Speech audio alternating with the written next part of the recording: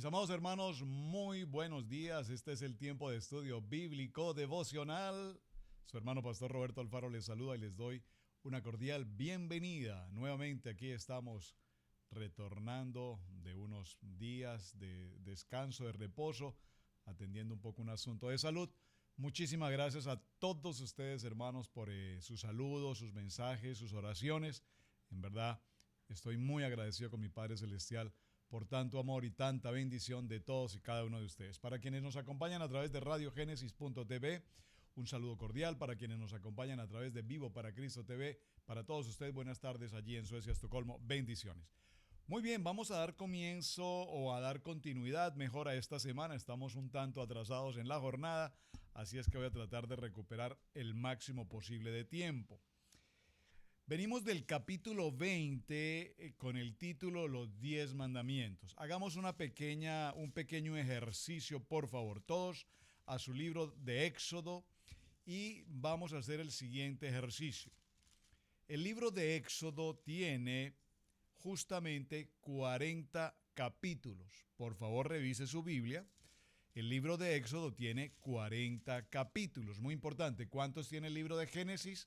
50 capítulos. Muy importante. Son pequeños detalles que muchas veces en todos nuestros estudios bíblicos no tenemos en cuenta. Ahora, en el ejercicio que estoy tratando de empezar hoy, la mitad del libro de Éxodo, sabemos que tiene 40 capítulos, la mitad del libro de Éxodo pues es justamente el capítulo 20, que es el que acabo de mencionar. Y en el capítulo 20 que acabamos de mencionar, el verso 1 nos dice específicamente: y habló Dios todas estas palabras diciendo: yo soy Yahweh tu Dios. Yo soy Yahweh tu Dios. Es decir, ¿por qué hice este ejercicio? Porque observen que el centro, el corazón del libro de Éxodo justamente lo encontramos aquí, haciendo este ejercicio tan sencillo. De 40 capítulos del libro de Éxodo, vamos a la mitad, encontramos que es el número 20, y en el capítulo 20 el Señor nos dice: yo soy Yahweh tu Dios, que te saqué de la tierra de Egipto, de casa de servidumbre. Ese es el centro y el corazón de todo el tema del libro de Éxodo. Muy interesante. Les sugiero, haga ese mismo ejercicio con el libro de Bereshit, hágalo igualmente con el libro de Levíticos y así sucesivamente, porque siempre tendremos en cada centro de estos libros un mensaje adecuado muy importante. Muy bien, continuamos entonces con el capítulo de Éxodo, con el capítulo 21. Ya alcanzamos a mencionar algo del capítulo 21 y vimos cómo nos habla precisamente de leyes. Aquí hay algo muy interesante. Cuando vimos el capítulo 20, encontramos que en el monte Sinaí, Moisés, el Señor nos entrega a todo Israel, por favor, a todo Israel. Veámoslo nuevamente con el texto. Y habló Dios todas estas palabras diciendo, yo soy Yahweh tu Dios. ¿Y a quién le habló estas palabras? A todo el pueblo de Israel. Muy importante, a todo el pueblo de Israel le habló estas palabras. Y al hablarle de estas palabras mencionamos cada una de ellas: no tendrás dioses ajenos delante de mí, no te harás imagen, no te inclinarás a ellas, hago misericordia, no tomarás el nombre de Dios en vano, acuérdate del día de reposo, honra a tu padre y a tu madre, no matarás, no cometerás adulterio, no hurtarás, no hablarás contra tu prójimo y no codiciarás. Pero estas palabras, observen que estos mandamientos fueron entregados a todo Israel, pero realmente después de este texto no nos dice qué va a pasar con quienes violen o no actúen según el mandamiento. Es decir, siempre que estemos contra el mandamiento, ¿qué consecuencias trae? Hasta ahí no aparece, solamente nos entrega los 10 mandamientos, pero no nos dice si alguien roba, si alguien mata, si alguien hurta, ¿qué va a pasar con esta persona? Así es que el capítulo 21 en adelante nos habla de leyes, leyes sobre los esclavos y nos muestra toda una serie de leyes que es bien interesante que las conozcamos. El capítulo 22 nos habla sobre leyes de la restitución. Y estas leyes de la restitución son muy importantes porque de alguna manera es pagar con la misma moneda, la restitución. Es muy importante que en todos estos textos del capítulo 21, el capítulo 22, leyes humanitarias en el verso 16, capítulo 22 y aún el capítulo 23, todos estos textos nos hablan de la importancia de las leyes. Estas leyes nos regulan o nos permiten establecer una forma de vida, es decir, formar parte integral de un conglomerado, de una sociedad. Es decir, que nos va a determinar cómo actuar, cómo hacer, cómo manejar determinada situación. Entonces, todos estos textos no los voy a detener, no me voy a detener a explicarlos. Lastimosamente, repito, el tiempo nos avanzó por esta circunstancia, pero vamos a mencionar ligeramente algunos puntos interesantes. Del capítulo 21 en el verso 20 dice que Yahweh regula casos de violencia contra un esclavo, contra una mujer embarazada y contra un esclavo no hebreo. Regula daños ocasionados a hombres por un toro violento, por daños ocasionados a animales de otros por causa de un pozo destapado, por daños ocasionales a los animales de otro o por un toro violento. Muy interesante.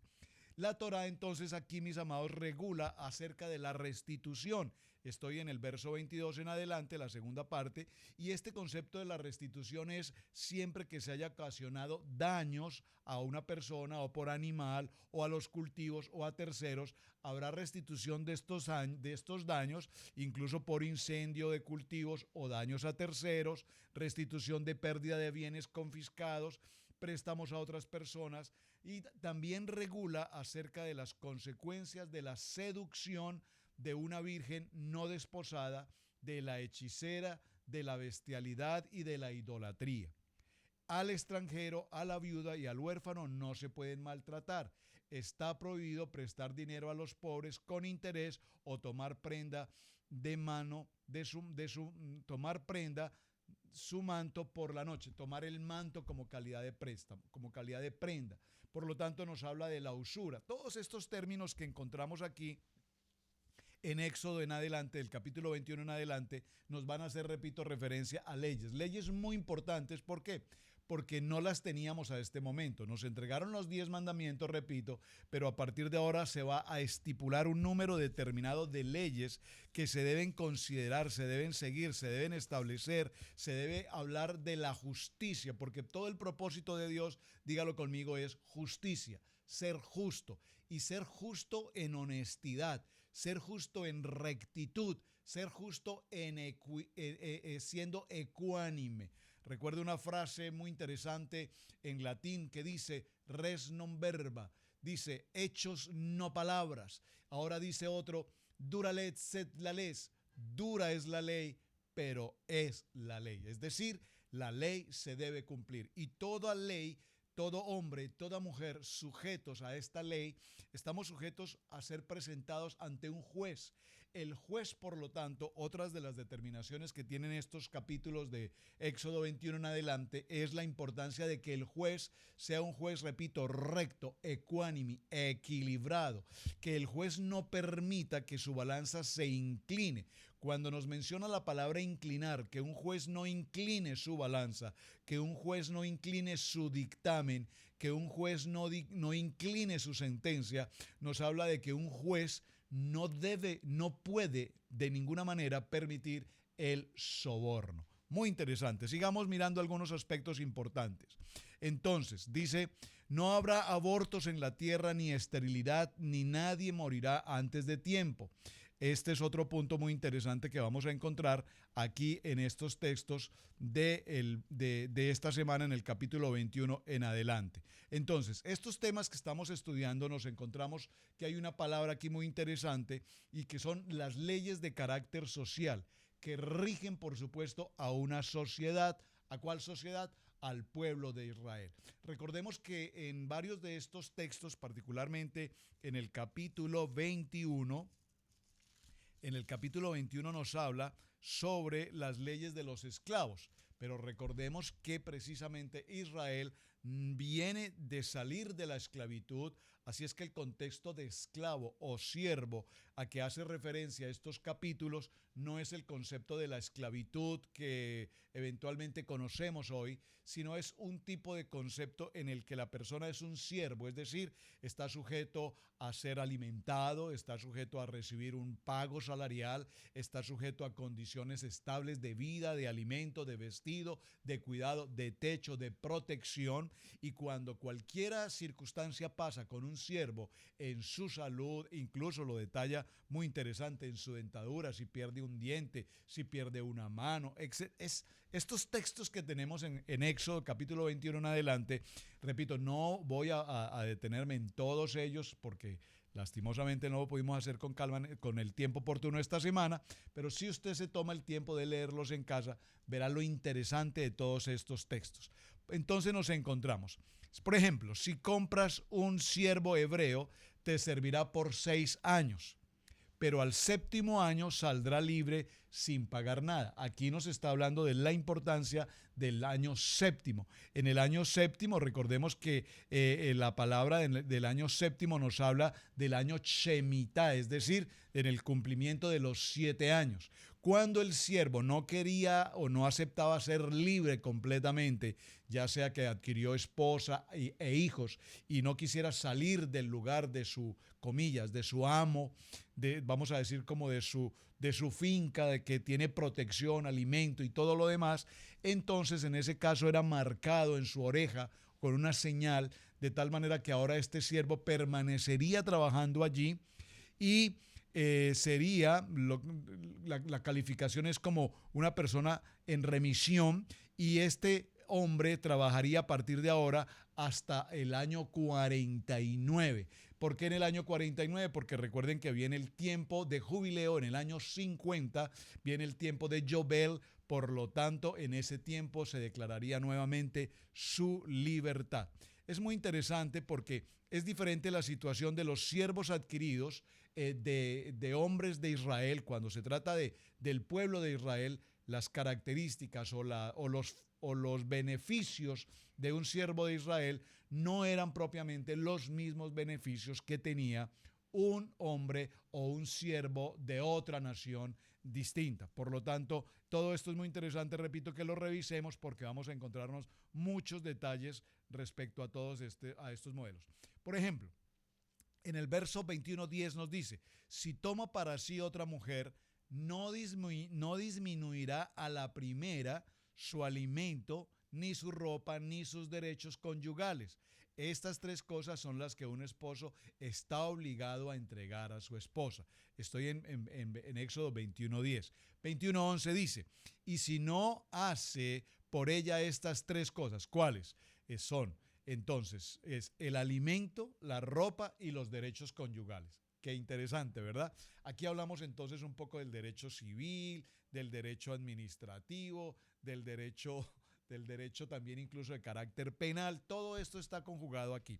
Dice: si no hiciese por ella estas 3 cosas, entonces ella saldrá libre sin pagar dinero.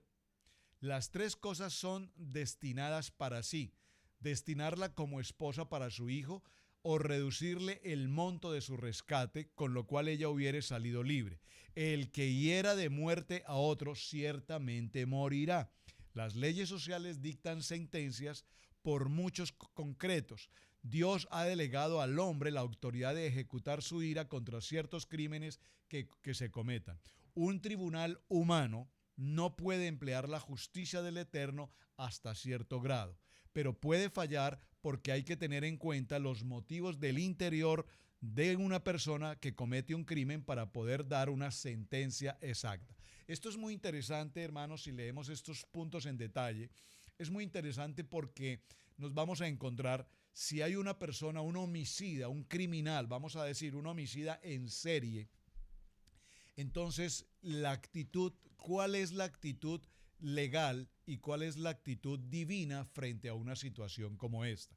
Veamos, es un hombre que ha sido homicida, se reconoce, ha sido identificado, se puede probar y establecer que ha sido un homicida en serie. Cientos de personas fueron asesinadas por esta persona. ¿Qué sucede cuando este hombre es llevado ante un juez? El juez, obrando en la condición de Dios, obra por misericordia, por bondad, por justicia. La pregunta es, ¿tiene este juez la autoridad de decretar la muerte a este homicida?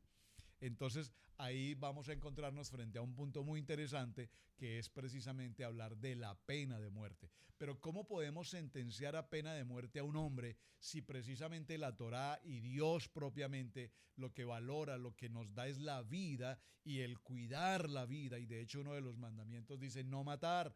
Por lo tanto, todos estos aspectos que vemos en el capítulo 21, 22 nos determinan cuáles son las acciones que debe tomar la justicia divina, pero también nos encontramos frente a la misericordia y nos encontramos frente a las decisiones que un juez deba tomar frente a estas circunstancias. En el libro de Proverbios, en el capítulo 16 y en el verso 12 está escrito, es abominación para los reyes cometer iniquidad, porque el trono se afianza en la justicia. Es decir, necesitamos hablar de equidad y necesitamos hablar de justicia. Obviamente hoy, en el siglo XXI, las leyes han evolucionado. Hoy se habla de pena de muerte en algunas naciones o en algunos estados. La pena de muerte es permitida.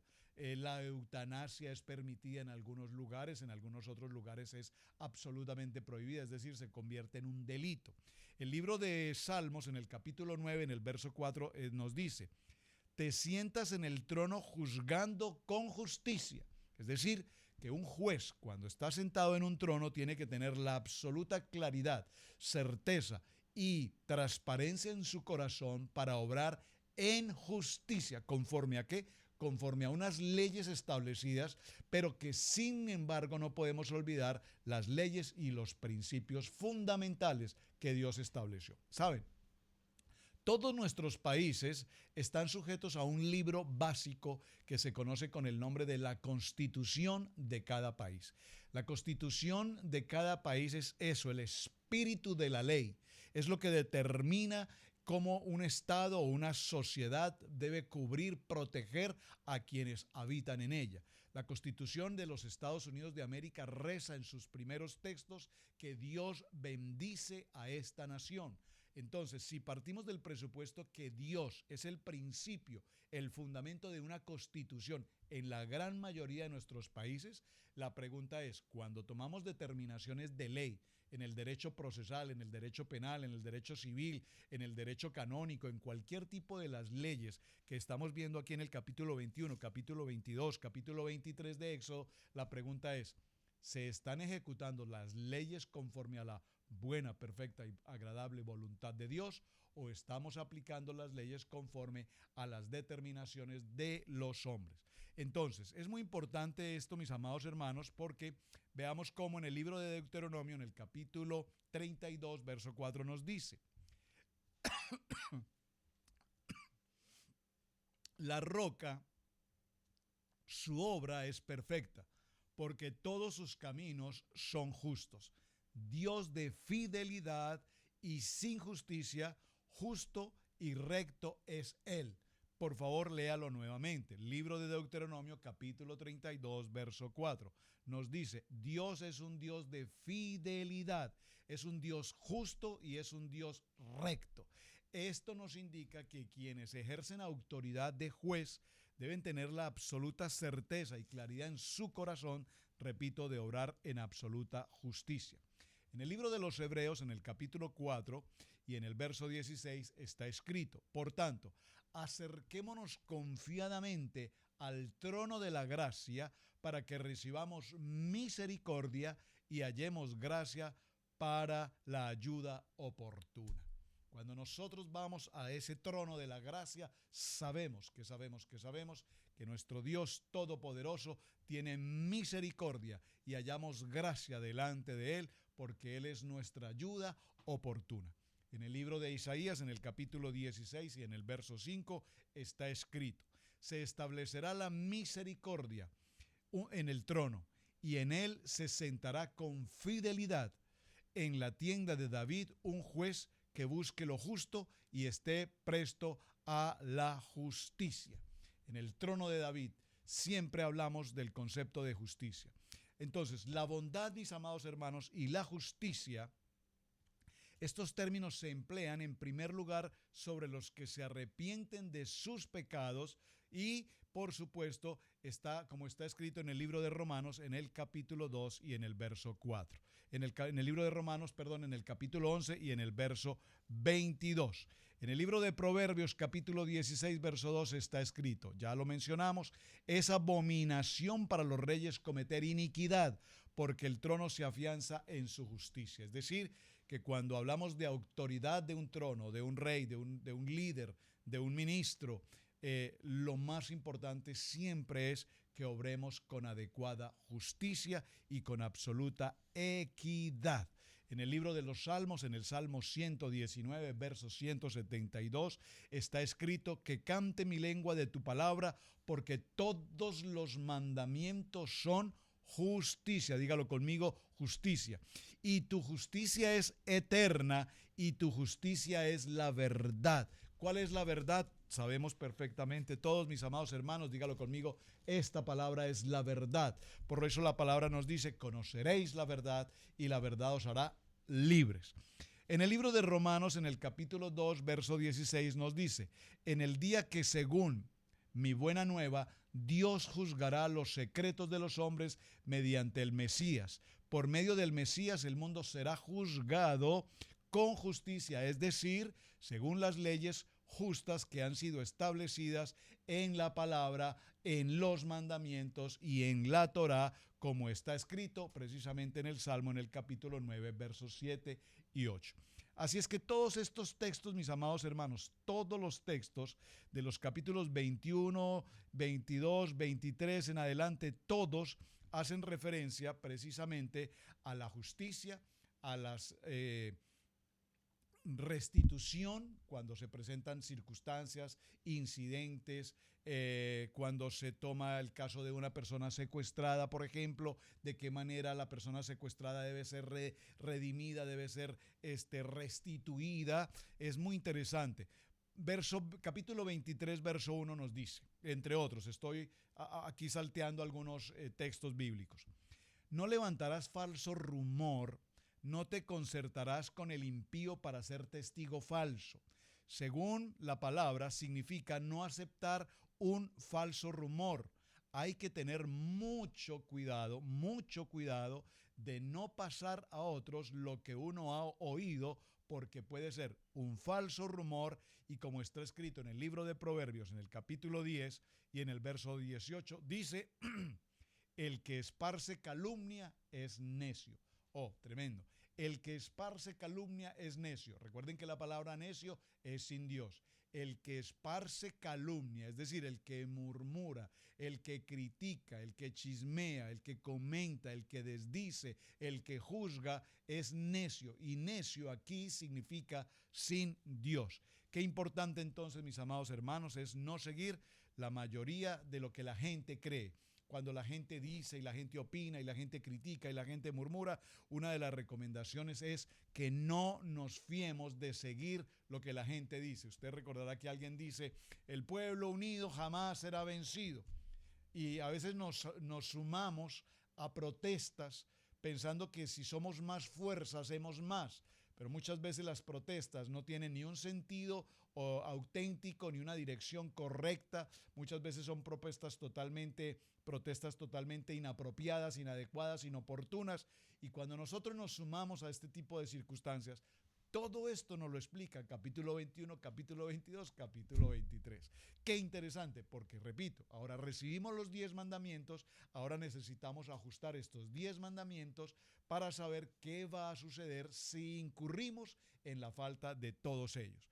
Veamos, es muy importante, repito, no seguir a la multitud para hacer el mal, ni testificar en un pleito inclinándonos a la multitud para pervertir la justicia. De este versículo hay muchas interpretaciones entre los sabios de Israel para adoptarlo a nuestro sistema en el tiempo de hoy. Y estas interpretaciones no están siguiendo el nivel determinado realmente en la palabra, simplemente son interpretaciones. En el sentido literal, este versículo nos dice: no irás tras la mayoría para hacer el mal, y no responderás sobre un litigio sediento ante la mayoría para pervertir. Es lo que podríamos llamar en términos de hoy falsos testimonios, testigos comprados. Lastimosamente, nuestras naciones están llenas de este tipo de circunstancias, o testigos absolutamente falsos, o circunstancias que de una manera una persona afirma haber estado en un sitio, ser visual, testigo de algo, cuando realmente esto no es verdad. Por lo tanto, trae consecuencias todo esto. Ahora bien, en el capítulo 23, verso 12 nos dice, y este sí es bien importante: 6 días trabajarás, pero el séptimo día cesarás, para que descanse tu buey y tu asno, y para que el hijo de tu sierva, así como el extranjero, renueven fuerzas. Este es uno de los pocos textos realmente que muestran que el tiempo del Shabbat también fue creado para descansar y para recuperar fuerzas. El sentido principal entonces en este concepto de Shabbat es que debemos cesar las actividades y ser personas creativas, productivas y tener reposo. El tiempo del Shabbat lo vamos a tratar en otro momento con detenimiento, porque es muy importante. Mencionamos en el capítulo 20 en esta semana, y voy a cerrar aquí. Mencionamos en el capítulo 20 cuán importante es el verso 4.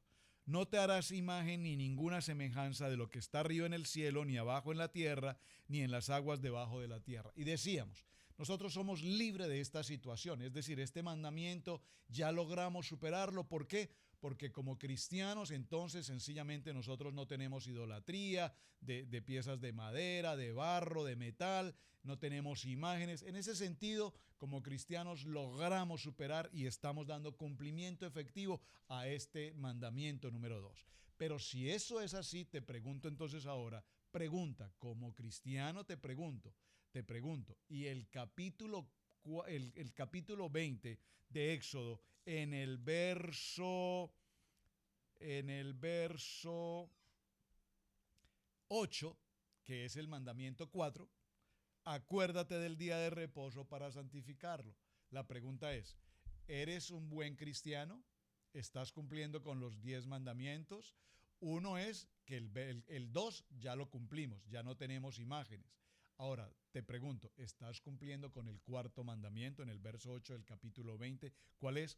Acuérdate del día de reposo para santificarlo. Recordemos que cuando hablamos de todas estas leyes que hemos estado mencionando, nos daremos cuenta que hoy en nuestro mundo actual estamos sujetos a leyes creadas y formuladas por hombres. Nuestros países están llenos de cientos de miles de normas, de leyes, de decretos y demás. Y atención, ¿por qué hago esta mención? Porque recordemos que para el año 321 fue un papa, Constantino, quien determinó una ley, y esa ley de hombre determinó que el tiempo de Shabbat ya no sería más el día sábado, sino que sería el día domingo. Y desde aquel tiempo hasta el día de hoy venimos aún como cristianos cumpliendo una celebración de día domingo, cuando la Biblia y el mandamiento estipulado según el capítulo 20 del libro de Éxodo nos dice que es el día de reposo, Shabbat, el día sábado.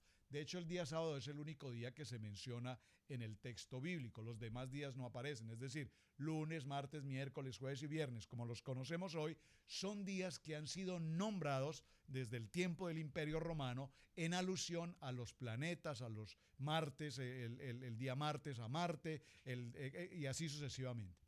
Por lo tanto, el único día que se menciona bíblicamente es el día sábado como Shabbat. Los demás, usted notará, todos los textos bíblicos nos dicen primer día, segundo día, tercer día, cuarto día, y de igual manera los meses. Bien, mis amados hermanos, este ha sido el tiempo de estudio bíblico devocional. Recuerden amar la palabra, aprender la palabra y vivir la palabra. Su hermano, el pastor Roberto Alfaro, les saluda. Muchísimas gracias por sus mensajes, gracias por compartir el video y tarea, por favor, capítulo 21, 22 y 23, léalos en casa con detenimiento. Preparémonos para el cierre de esta semana en el capítulo 24, un tema maravilloso que, si el Señor así lo dispone, lo estaremos viendo justamente mañana. Preparados para el capítulo 24 porque allí hay tremendo propósito de Dios en esta palabra. Bendiciones, muy buen tiempo, muy buen día. Bendiciones para todos. Shalom.